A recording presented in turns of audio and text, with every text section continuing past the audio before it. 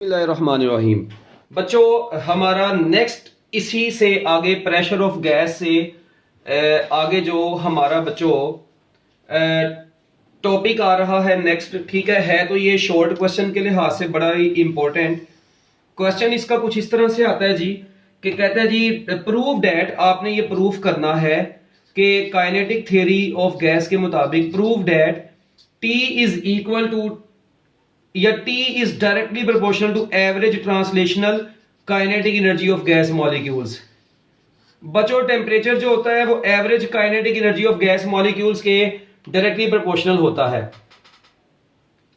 इस चीज को आप लोगों ने क्या करना है बच्चों, प्रूफ करना है। ये 2 नंबर का शॉर्ट क्वेश्चन आ सकता है, बड़ा इंपॉर्टेंट शॉर्ट क्वेश्चन है, या टेम्परेचर का रिलेशन भी लिखा हुआ आ सकता है, वो भी मैं देखेंगे डिराइव करेंगे जब। तो बच्चों अब इस चीज को आप लोगों ने बड़े अच्छे तरीके से ध्यान से गौर से समझना है और एंजॉय करना है। तो यहाँ पे मैं एक आधी और लाइन लगा देता हूँ ताकि हमारे पास जगह काफी बच जाए, खुली डुली, इजीली हम लोग अपना काम कर सकें। लो चलो जी बच्चों स्टार्ट करते हैं जी। फिर हम टेम्परेचर का रिलेशन निकालना है। यार मुझे ये बताओ, आप लोगों ने बचपन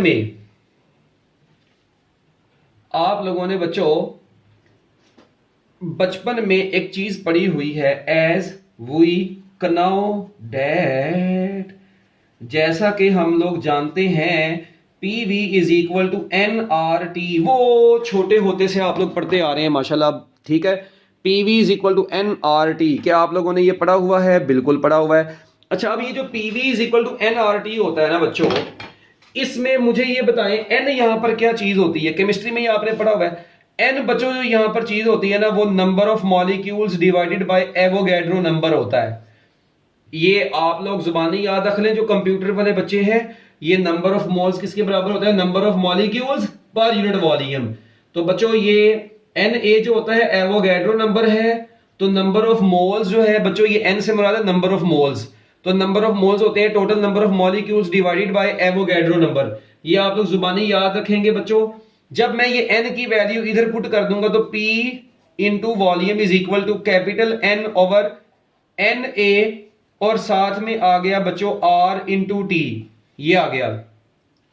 अब N over N A into R T आ गया। क्या मैं इसी को P V is equal to R over N A और साथ में एन टी ऐसे लिख सकता हूं? बिल्कुल लिख सकता हूं, इसमें कोई मुश्किल वाली चीज भी नहीं है। तो ये देखें अभी ये जो आर है बच्चों, ये यूनिवर्सल गैस कांस्टेंट होता है, आपको पता है। ये आर जो होता है बच्चों ये यूनिवर्सल गैस कांस्टेंट होता है। और उसके बाद ये जो एन ए है बच्चों, ये आपको पता है एवोगैड्रो नंबर होता है।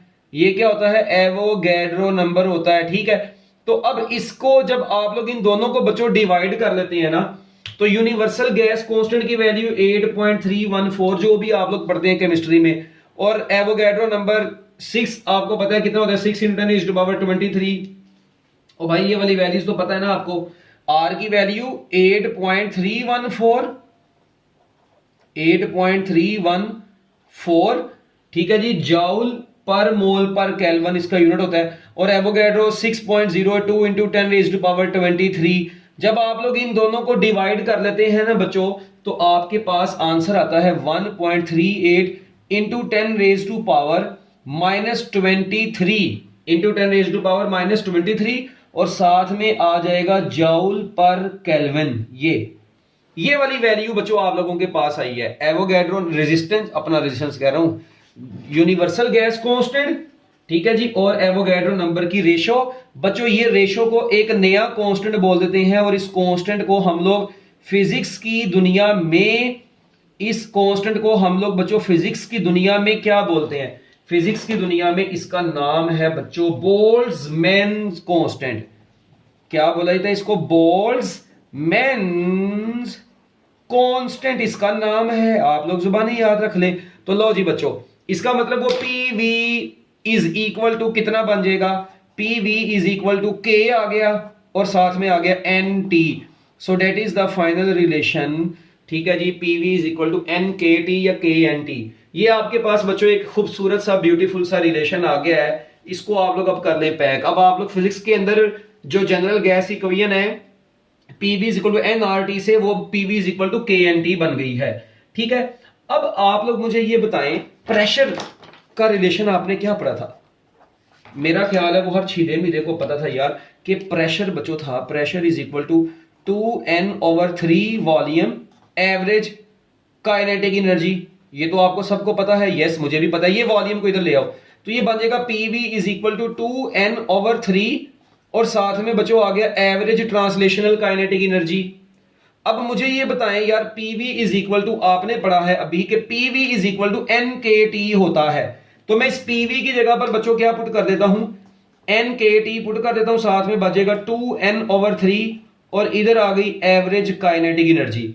अब n इस n से ऐसे कटा जैसे कटने का हक होता है, तो जब ये कट गया, ये k को उधर ले जाओ तो t इज इक्वल टू आ जाएगा 2/3 के एवरेज काइनेटिक एनर्जी। अब कई जहाज किस्म के लोग पता लगेगा जी इस k को k से काटा होगा, और ब्रूसली के मुंह वालों ये k क्या है, स्प्रिंग कांस्टेंट है। चेल्सी लोगों ये k क्या है, बोल्ट्जमैन कांस्टेंट है। ये काइनेटिक एनर्जी का k है आपका फुफा, इसको काटना देना इससे। तो बच्चों ये टेम्परेचर का रिलेशन आपके सामने ये आ गया। अब यहां से ये चीज देखें कि ये भी 2 भी कांस्टेंट, 3 भी कांस्टेंट, k भी कांस्टेंट, तो बच्चों मैं कह नहीं सकता, सो फाइनली मैं कह सकता हूं T is directly proportional to average translational kinetic energy of gas molecules, तो hence proved। तो ये ने बच्चों आप लोगों ने इसको प्रूफ कर लिया है कि टेम्परेचर जो होता है वो एवरेज ट्रांसलेशनल काइनेटिक एनर्जी के डायरेक्टली प्रोपोर्शनल होता है। इसका मतलब अब आप लोग एवरेज काइनेटिक एनर्जी को डबल करेंगे, ठीक है। अब इधर ये लगाओ ना, मेरी फूफी ने लगाना है। अगर इसको डबल करेंगे तो बच्चों मुझे बताएं, अगर ये डबल होगा तो ऑब्वियस ही बात है ये टेम्परेचर भी क्या हो जाएगा, डबल हो जाएगा, ठीक है। अब इसके ये यहां से ना बोल्ट्जमैन कांस्टेंट के यूनिट्स बड़े इंपॉर्टेंट है, ये आपने जुबानी याद रखने हैं, ठीक है। और लगते हाथ बच्चों, लगते हाथ ये बोल्ट्जमैन कांस्टेंट की अगर डायमेंशंस की बात करें, कूलम ये अपना इसकी डायमेंशंस की बात करें तो जॉउल की डायमेंशंस क्या होती हैं, ml²T⁻², और बच्चों ये k की केल्विन है, इसकी डायमेंशंस को थीटा भी बोल सकते हैं, तो ये बन गया ml²T⁻², θ⁻1। तो बच्चों ये भी आप लोग याद रखिएगा, ml²T⁻², θ⁻1, ये इसकी डायमेंशंस हैं। ये अक्सर औकात पूछी जा सकती हैं पेपर में, एंट्री टेस्ट के पेपर में खास तौर पे पूछी जाती हैं, तो इसको भी आपने लगते हाथ अपने साथ साथ अपने ज़हन में रखना है, ठीक है बच्चों, ओके। अब इसके बाद नेक्स्ट बच्चों एक और शॉर्ट क्वेश्चन जो आपके सिलेबस में बन सकता है जी। यहाँ पे गैस लॉज हैं, जिस तरह आपने केमिस्ट्री में पढ़े थे ना बच्चों, बॉयल्स लॉ, चार्ल्स लॉ, इसी तरह बच्चों गैस लॉज हैं, ठीक है जी, जो कि kinetic molecular theory of gas की बेस पे आप लोग डिराइव कर सकते हैं। तो बच्चों उनमें से सबसे पहला लॉ जो हम लोग डिस्कस करने जा रहे हैं वो है बॉयल्स लॉ। बड़ा छोटा सा लॉ है, इसको गौर से देख लें बच्चों। बॉयल्स लॉ हम लोग किसकी बेस पर देखेंगे, काइनेटिक थ्योरी ऑफ गैसेस की बेस पर। ये फिजिक्स की बात कर रहे हैं, ये फिजिक्स में ऐसे ही है ना, और पता लगे को सर जी फिजिक्स में आसान है, फिजिक्स में वाकई आसान है, केमिस्ट्री में थोड़ा मुश्किल है। अब पुत्र ये थीटा की डायमेंशन कोई नहीं होती, चरसी इंसान मैंने आगे बताया, ये के है टेम्परेचर, टेम्परेचर को कैपिटल इधर केल्विन भी लिख सकते हैं आप लोग, कई लोग इसको थीटा भी लिखते हैं, इसको केल्विन भी लिखते हैं, दोनों चलती हैं टेम्परेचर की डायमेंशन, ठीक है। अच्छा अब आते हैं बच्चों बॉयल्स लॉ की तरफ, ठीक है। बॉयल्स लॉ में बच्चों सबसे पहले मुझे ये बताएं काइनेटिक थ्योरी का जनरल फार्मूला क्या है।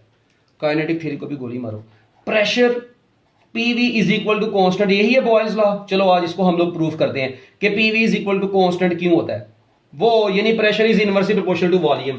इसका छोटा सा एक प्रूफ है बच्चों गैस लॉज की बेस के ऊपर, काइनेटिक थ्योरी ऑफ गैस की बेस के ऊपर, इसका प्रूफ कर लेते हैं। मुझे बताएं प्रेशर की बात हो रही है तो प्रेशर का जनरल फार्मूला क्या था, 2n/3V यार, और average kinetic energy. General formula यही होता है ना, ये साइन किसको शो करता है, एवरेज को, मीन को शो करता है। कल भी बताया था, कई लोग अभी भी मैसेज करके पूछ रहे हैं, ये जिन लोगों ने कल का लेक्चर नहीं लिया था, मैंने कहा था लेक्चर ना लो है, अब मुंह उठा के तो बैठे हुए हो। अब देखें इधर बच्चों, ये वॉल्यूम को उधर ले जाएं तो PV इज इक्वल टू कितना आ जाएगा, 2n/3, साथ में आ गई एवरेज ट्रांसलेशनल काइनेटिक एनर्जी। यार मेरी ये बात सुनना जरा गौर से, हेलो इधर गौर से सुनो। अब मुझे ये बताओ, ये बच्चों आपको पता है काइनेटिक एनर्जी का टेम्परेचर के साथ क्या रिलेशन होता है, डायरेक्ट रिलेशन होता है, ठीक है। जरा सुनना, बड़ी इंपॉर्टेंट बात है। Average translational kinetic energy is directly proportional to temperature, एक ये बात। तो बच्चों मुझे बताएं, आपको पता है बॉयल्स लॉ हम लोग तब कहते हैं जब pressure is inversely proportional to volume when temperature is constant. इसकी कंडीशन ये होती है कि प्रेशर का वॉल्यूम के साथ इनवर्स रिलेशन होता है जब टेम्परेचर कांस्टेंट होगा। तो बच्चों मुझे बताएं जब टेम्परेचर कांस्टेंट होगा तो इसका मतलब एवरेज काइनेटिक एनर्जी भी क्या होगी, फिर कांस्टेंट ही होगी। तो बस इस चीज को आप लोग अब ऊपर वाली इक्वेशन में पुट कर दें। तो ये देखें जब आप लोग इसको पुट करेंगे पीवी इज इक्वल टू क्या बनेगा बच्चों, 2 भी कांस्टेंट, n भी कांस्टेंट, 3 भी कांस्टेंट। अब ये पूरी चीज भी क्या आ गई, कांस्टेंट आ गई। तो बच्चों मैं इसको लिख सकता हूं पीवी इज इक्वल टू फिर कांस्टेंट, तो जो कि बन गया pressure is inversely proportional to volume. ये वॉल्यूम को इधर लाके डिवाइड करवा दें तो प्रेशर का वॉल्यूम के साथ इनवर्स रिलेशन बन गया। तो ये 2 नंबर का शॉर्ट क्वेश्चन आपको पेपर में आ सकता है जी। बॉयल्स लॉ को प्रूफ करें आप लोग किसकी मदद से, काइनेटिक थ्योरी ऑफ गैस की मदद से, ठीक है, काइनेटिक मॉलिक्यूलर थ्योरी की मदद से। तो बच्चों हमने इसको छोटा सा प्रूफ कर लिया है। अब एंट्री टेस्ट में इससे रिलेटेड एक एमसीक्यू आ सकता है, जैसे ये देखें, आपको पता है कि प्रेशर को डबल करेंगे, ठीक है। देखें अगर बच्चों वॉल्यूम को डबल कर देंगे तो ऑब्वियसली बात है प्रेशर ने क्या हो जाना है, हाफ हो जाना है। एक तो बात ये, या इसी तरह अगर वॉल्यूम को हाफ कर देंगे तो बच्चों प्रेशर क्या हो जाएगा, डबल हो जाएगा, ठीक है, ये चीज आपको पता है।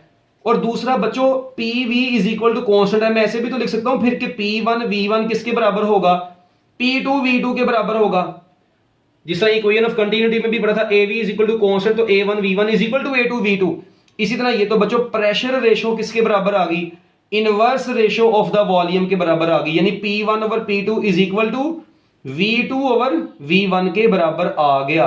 तो लो जी बच्चों, ये आपके पास एक छोटा सा बॉयल्स लॉ से रिलेटेड कॉन्सेप्ट था जो कि मैं आपको बता चुका हूं। तो इसमें कोई मुश्किल चीज भी नहीं है। शॉर्ट क्वेश्चन के हवाले से मैं बार बार बता रहा हूं, आपने इसको अच्छे तरीके से तैयार कर लेना है।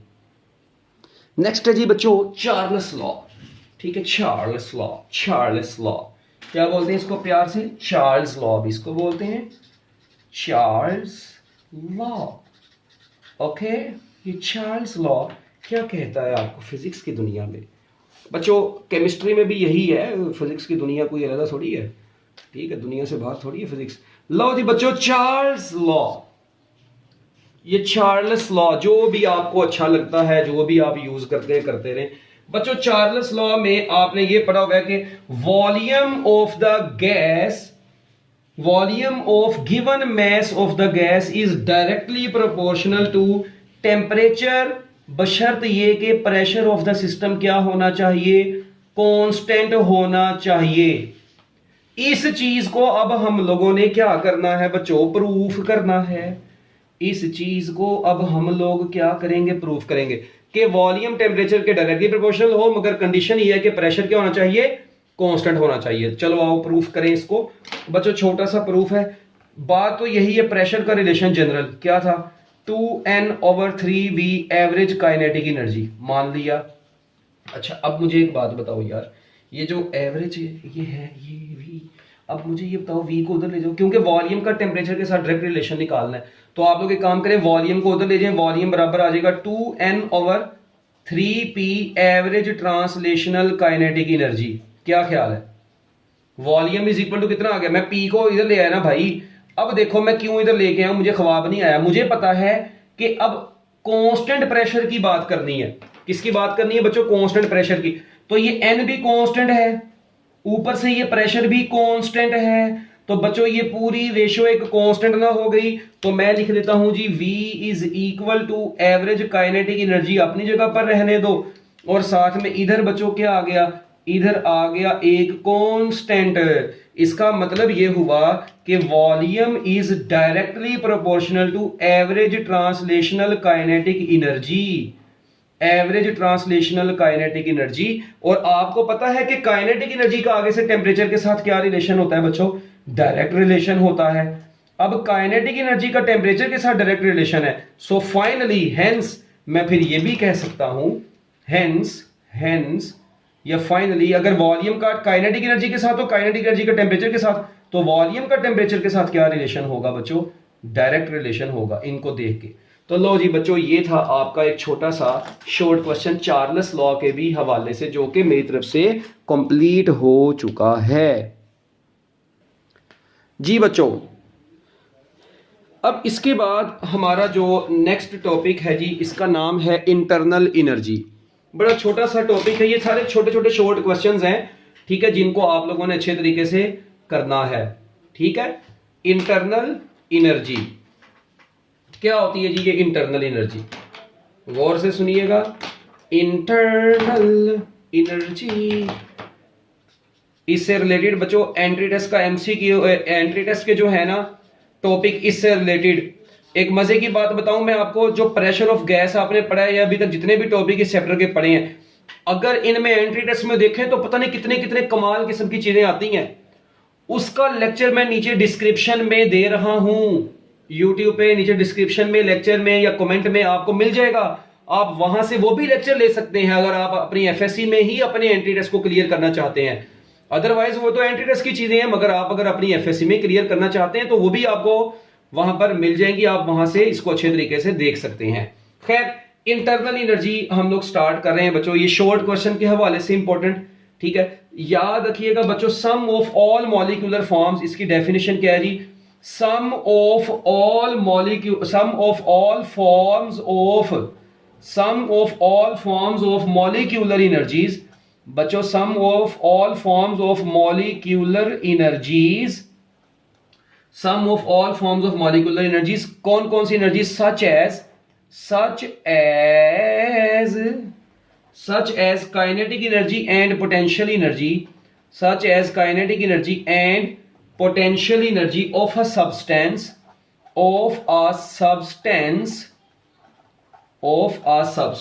is called internal energy, is called internal energy. Sum of all forms of molecular energies बच्चों, जितनी भी मॉलिक्यूलर एनर्जीज होती हैं, जिस तरह काइनेटिक एनर्जी होगी और पोटेंशियल एनर्जी होगी गैस के मॉलिक्यूल्स की, क्योंकि हम यहां पर यूजुअली आइडियल गैस की ही बात कर रहे हैं हम लोग, तो बच्चों गैस के काइनेटिक एनर्जी और पोटेंशियल एनर्जी की जो सम होता है उनको बेसिकली हम लोग इंटरनल एनर्जी बोलते हैं। It is represented by you बच्चों, इसको किससे रिप्रेजेंट करते हैं? इट इज रिप्रेजेंटेड किसकी मदद से? बाय बच्चों, किसकी मदद से रिप्रेजेंट करेंगे? यू से इसको रिप्रेजेंट करेंगे हम फिजिक्स में, यू से।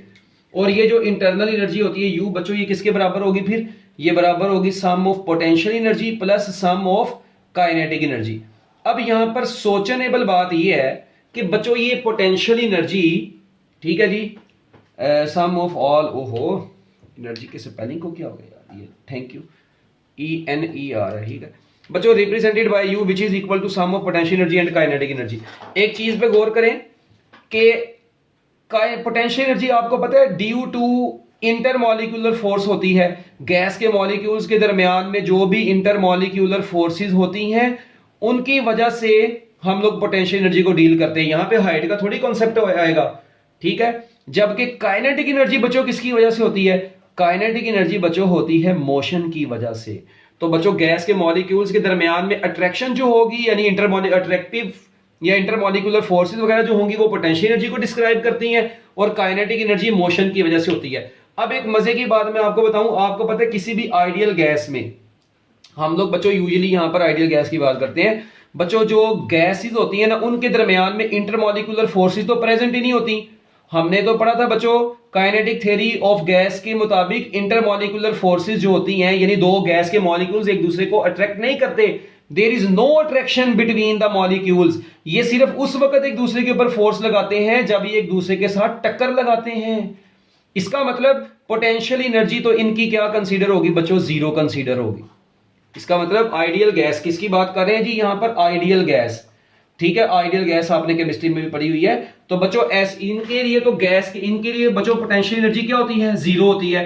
तो इसका मतलब मुझे ये बताओ बच्चों, जब पोटेंशियल एनर्जी ही जीरो होगी, ठीक है जी, अगर हम लोग थर्मोडायनेमिक्स में आइडियल गैस की डिस्कशन करें तो आइडियल गैस वही आपने पढ़ा होगा, वो जो गैस लॉज को ओबे करती है, कंप्रेसिबिलिटी फैक्टर 1 होता है, ये वो I don't know about your chemistry but I am discussing only about physics, ठीक है। तो बच्चों आप लोगों को पता है जी आइडियल गैस, ठीक है, उसके मॉलिक्यूल्स के दरमियान में कोई अट्रैक्शन नहीं होती, मैंने आपको पहले भी ये बात बताई हुई है। तो लिहाजा उनकी सिर्फ और सिर्फ इंटरनल एनर्जी फिर किसके बराबर आएगी?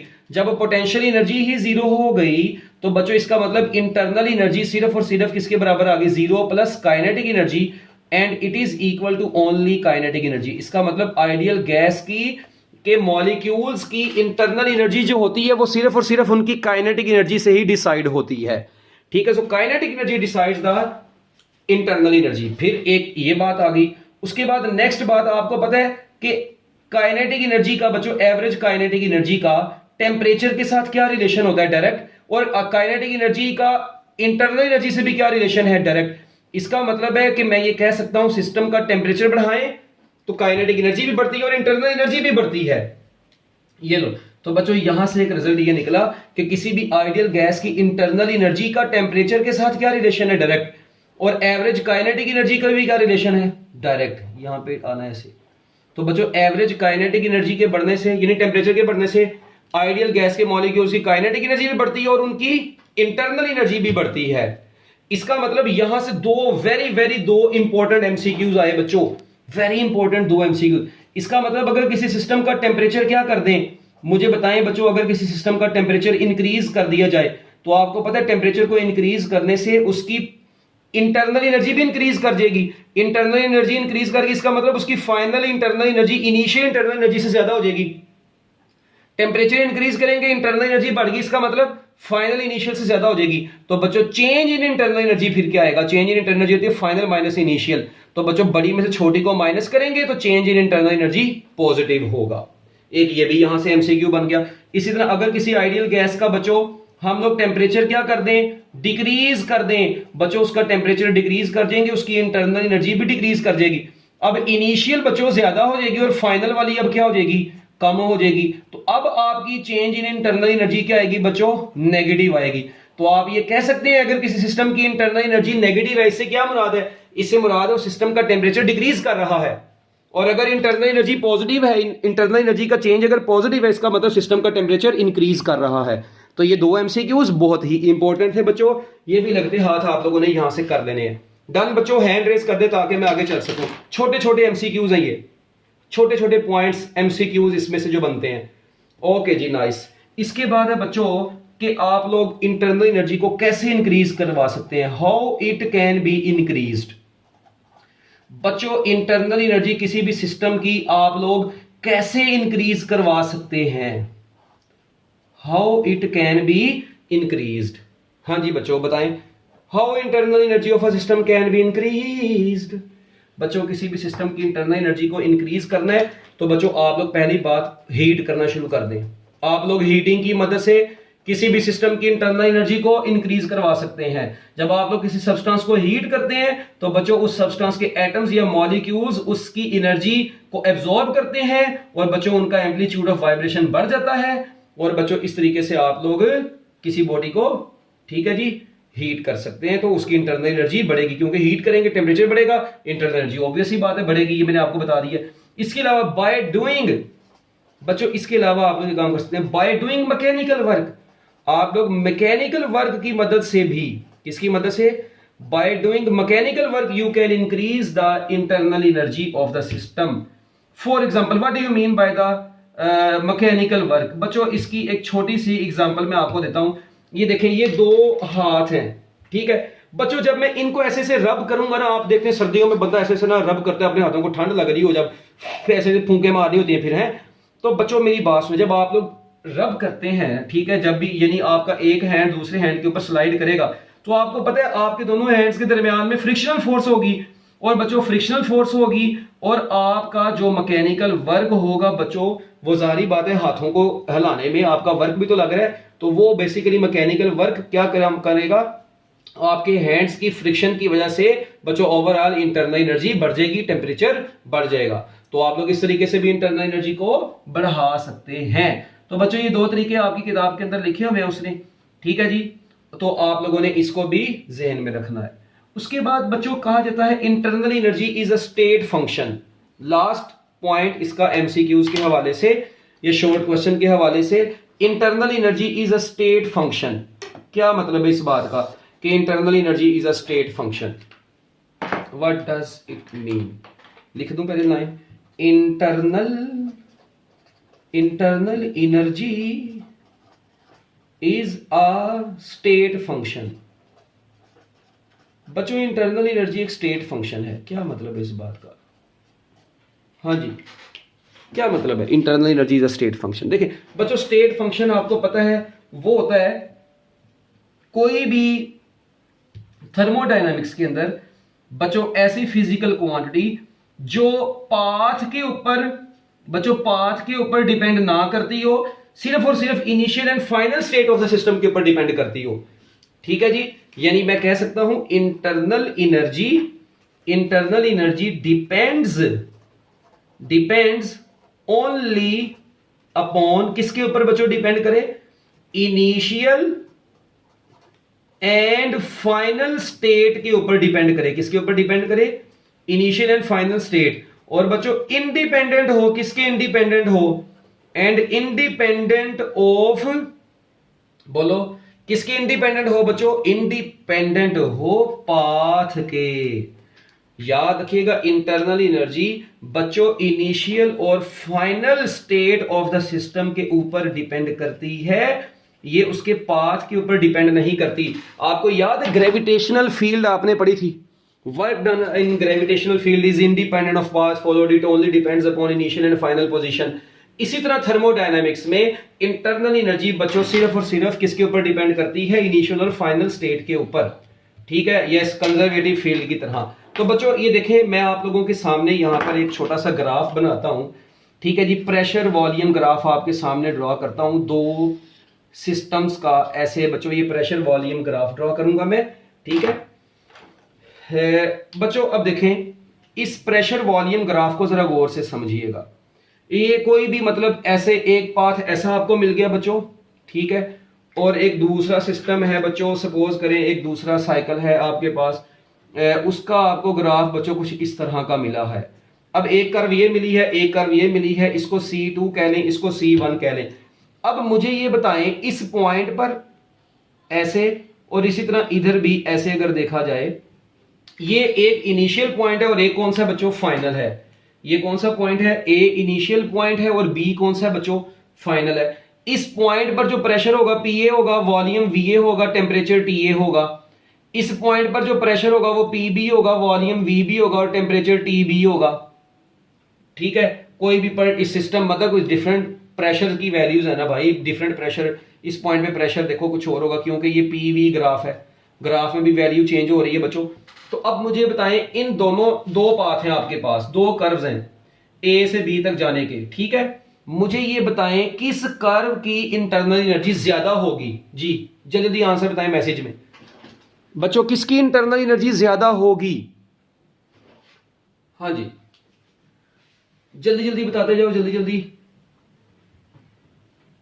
सेम होगी दोनों की, सेम होगी दोनों की, सेम होगी दोनों की। जी बच्चों, क्यों सेम होगी दोनों की, क्योंकि इंटरनल एनर्जी सिस्टम के इनिशियल और फाइनल स्टेट के ऊपर डिपेंड करती है। ये इनिशियल है बच्चों और ये फाइनल। आप लोग देखें, आप लोग बेशक इस पाथ के लॉन्ग चले जाएं, इस कर्व के लॉन्ग या इस कर्व के लॉन्ग, आपके दोनों कर्व्स के इनिशियल और फाइनल यानी स्टार्टिंग और एंडिंग पॉइंट सेम है। तो बच्चों मुझे बताएं, जब इनके स्टार्टिंग और एंडिंग पॉइंट्स क्या है, सेम है, इसका मतलब है कि इंटरनल एनर्जी दोनों की क्या होगी, एक दूसरे के इक्वल होगी। सो इंटरनल एनर्जी दोनों की बच्चों क्या होगी, सेम होगी। तो बस ये आप लोगों को बीच में से एक पॉइंट पता होना चाहिए। बिल्कुल इंटरनल एनर्जी बिल्कुल ग्रेविटेशनल पोटेंशियल एनर्जी की तरह है।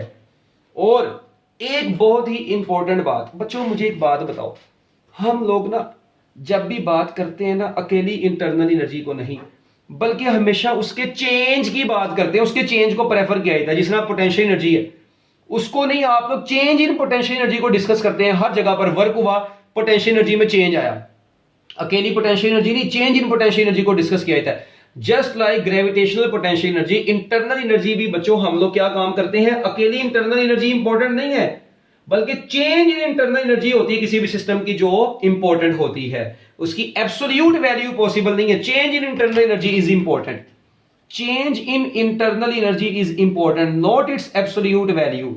बच्चों change in internal energy important होती है क्योंकि चेंज को डिस्कस करते हैं सिस्टम के इनिशियल और फाइनल कंडीशन के हिसाब से हम लोग इसको डिस्कस करते हैं। तो change in internal energy is important, not its absolute value.